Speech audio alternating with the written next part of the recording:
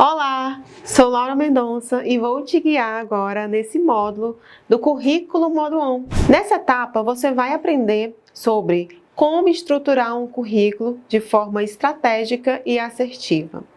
Como também você vai ficar por dentro de tudo que é tendência e de formatos e metodologias e ferramentas que as empresas hoje utilizam na triagem do teu currículo, como por exemplo o ATS, que é uma tecnologia que faz análise do teu currículo de forma totalmente automatizada. Você sabia disso?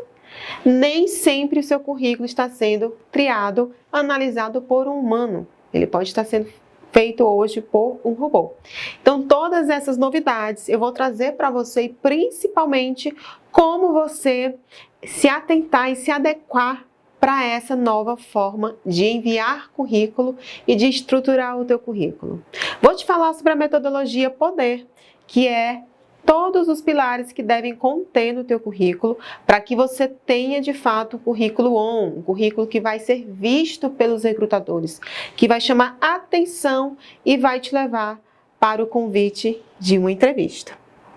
Então, você vai ficar aqui por dentro de forma muito prática e visual. Eu vou trazer para você o currículo, explicar etapa por etapa de como você vai construir o teu currículo, tá? Então, eu quero muita mão na massa e eu conto com você para a gente ser bem produtivo e você sair daqui com um currículo top, que de fato vai te levar aí a acelerar os teus resultados e te levar para mais entrevistas e logo te fazer encontrar um novo emprego. Então, vamos embora! Vamos dar início, então, ao nosso módulo Currículo On, currículo gerador de entrevistas. E como eu falei para vocês, aqui você vai entender melhor qual é o objetivo do teu currículo, como também todas as novas formas de recrutamento que as empresas têm feito para selecionar os melhores currículos. A gente vai trabalhar todas as etapas, vou te explicar passo a passo, tá? E também a gente vai entender o que pode ser um erro grave que está eliminando o teu currículo. Além disso, eu vou te falar também quais estratégias para você divulgar o teu currículo de forma assertiva, tá? E como bônus eu vou fazer também para você uma revisão rapidinho para você entender como é que funciona o nosso trabalho, como é que a gente faz essa análise, como a gente orienta nas mudanças, tá? Então vai ser um bônus de uma aula super prática e vai ficar bem esclarecedora para você poder fazer aí na tua casa o teu currículo. Tá bom? Então vamos lá. E para você me conhecer um pouco melhor, entender quem vai te guiar nesse momento, eu sou Laura Mendonça, sou consultora e mentora de carreira, tenho uma trajetória, um background de 13 anos na área organizacional, atuando em recrutamento, seleção, treinamento e desenvolvimento e consultoria interna. Então, nesses anos eu pude sim fazer muitas análises de currículo, muita triagem e, logicamente, seleção desses currículos. Então, eu tenho muito para te ajudar. Vem comigo, me acompanha e fica bem atento ao conteúdo que eu vou te mostrar aqui. E aí eu te pergunto, qual é o objetivo do teu currículo? Você sabe? É como você vê aí na imagem. O objetivo do teu currículo nada mais é do que fazer você ir para a entrevista. Né? A tão sonhada ligação, seu currículo foi aprovado, vamos agendar um momento para ter um bate-papo, entrevista. Exatamente. Mas e como é que eu posso ter um currículo que vai me garantir essa possibilidade? Tá? Eu estou aqui para te mostrar exatamente isso, para que você possa ter um currículo irrecusável. Só que antes disso, vamos olhar para o cenário, como é que está hoje, como hoje é estruturado esse processo de recrutamento, né? Quais são as informações que a gente tem de mercado. Pra você ter ideia, em torno de 150 candidaturas por vaga. Isso eu estou sendo bem mediana, tá? Porque dependendo do cargo, se for um cargo mais operacional, isso pode ir para 250 pessoas por vaga. Então, imagina 250 currículos chegando aqui, né? Não mais na mesa, mas chegando no e-mail do recrutador para ele fazer essa análise. Se você, por acaso, viu a vaga no último dia e enviou por e-mail o teu currículo, sem dúvidas pode ser que o recrutador nem acesse o teu currículo, nem veja. Acontece muito, não é? De você ter essa impressão de ter enviado o teu currículo e achar que ele nem foi visto. Então, mas pode ser exatamente por isso. Muitas vezes, todo o processo seletivo, Na realidade, ele tem uma estrutura, ele tem um planejamento antes dele ser executado. Um dos pontos é a gente levantar junto ao gestor, até muitas vezes é o gestor que traz essa demanda para a gente, né? E quando a vaga é aprovada, a gente faz esse perfil da vaga. Então, eu sento com o gestor, eu como recrutadora, é esse papel que a gente tem, é de sentar com o gestor, de analisar qual é o perfil e traçar ali quais requisitos são obrigatórios para esse cargo, quais competências, quais ferramentas, né? Então, tudo isso a gente leva em consideração e a gente estrutura o perfil. A partir disso, a gente vai para a divulgação da vaga. E na divulgação da vaga é justamente onde a gente coloca todas as informações e também a informação onde você vai enviar o teu currículo. Se é por e-mail, se é para você se cadastrar em um dos sites, né? Ou até mesmo no Trabalhe Conosco da empresa, ou por um ATS, por exemplo, que é um sistema de recrutamento automatizado, no qual você entra lá e você faz o teu cadastro, o teu currículo. Então, são N possibilidades. A intenção do recrutador é poder chegar ao maior número de pessoas possíveis, para que ele tenha maior número de currículos e, principalmente, que esses currículos estejam aderentes àquele perfil, né, que estejam dentro do perfil da vaga. Esse é o ideal. Mas as pessoas que enviam muitas vezes não estão atentos a isso. Então, sem dúvidas, sempre vai ter muito mais candidato, normalmente, né, para a quantidade de vagas, isso é fato. O que acontece é que, se você pegou o último dia de divulgação, já houve muitas pessoas que enviaram o currículo lá no e-mail do recrutador.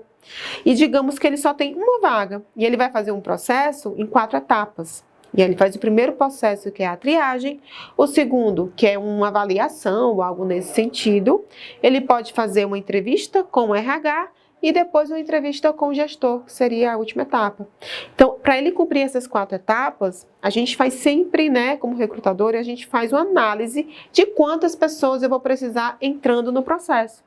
Então, se eu recebo mais de 250 currículos e eu vou precisar somente de 30, para fazer todas essas etapas e eu chegar aos 3 finalistas. Olha só, é uma matemáticazinha básica, mas só para você entender, né? É importante você entender os bastidores, é importante você entender como esse processo acontece. Então, imagina, você enviou o teu currículo, eu tenho mais de 250 currículos na minha caixa e eu começo a olhar currículo por currículo e analisar. Nessa análise, eu identifiquei que nos 100 primeiros eu já tirei os 30 profissionais que eu posso aproveitar para a vaga. Então, o que acontece? Eu não cheguei nem a olhar o teu currículo. Vê só.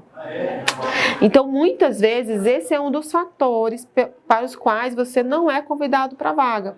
Porque, mediante o tempo, né, de preenchimento dessa vaga, a gente tem que agilizar ao máximo para conseguir concluir o processo.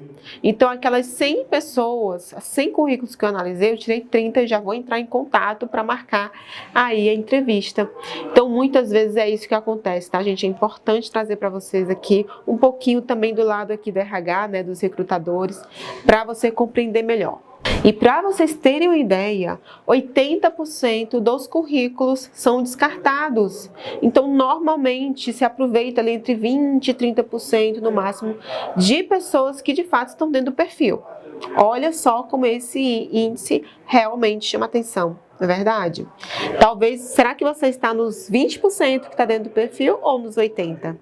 Os currículos que foram descartados.